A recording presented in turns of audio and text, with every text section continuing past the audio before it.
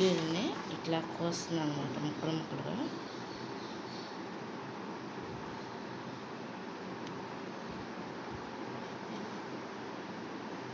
ఇది స్నాక్ అనమాట.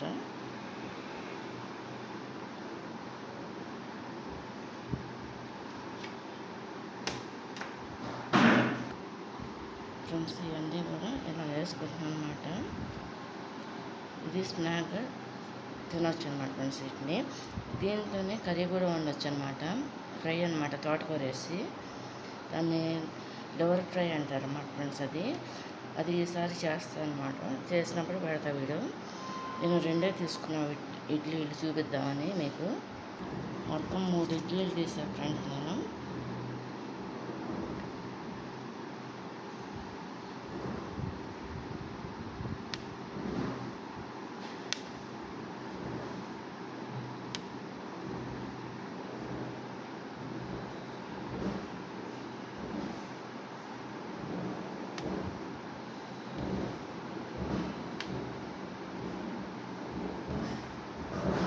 ఇలా కట్ చేసి ఇవన్నీ కూడా ఇందులో వేసుకొని ఫ్రై చేసుకోవాలన్నమాట.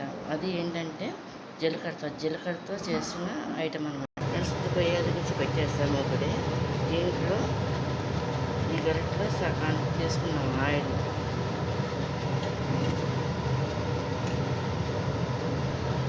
ఫ్రెండ్స్ ఇందులో కొంచెం జీలకర్ర వేస్తున్నాం అనమాట. ఓన్లీ జీలకర్ర. దీన్ని ఫ్రై చేస్తున్నాను.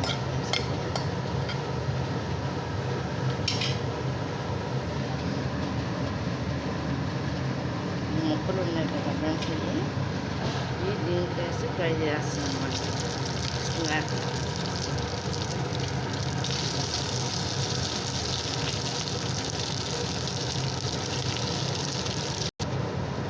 ఫ్రెండ్స్, వీటిని ఇలా ఫ్రై చేసుకుంటారు అన్నమాట.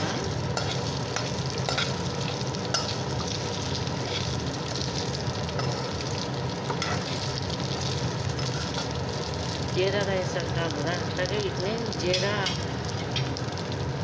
సంబంధించింది అనమాట.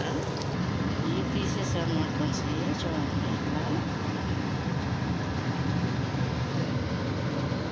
వీటిని కూడా ఇప్పుడు ఆయిల్లో వేసుకుని ఫ్రై చేసుకోవాలన్నమాట. మళ్ళీ జీలకర్ర వేసుకుని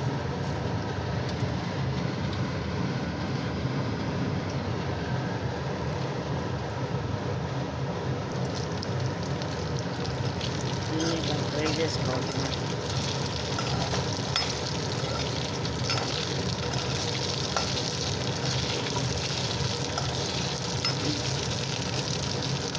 వీటిని లెవర్లు అంటారు అన్నమాట ఫ్రెండ్స్. ఇది ఇడ్లీ ముక్కల్ని లెవర్ ముక్కలని అంటారు అన్నమాట ఫ్రెండ్స్.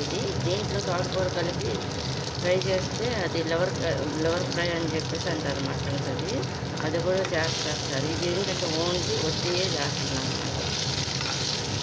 ఇందులో ఏమీ అవసరం లేదన్నమాట. ఓన్లీ ఆయిల్ అన్నమాట.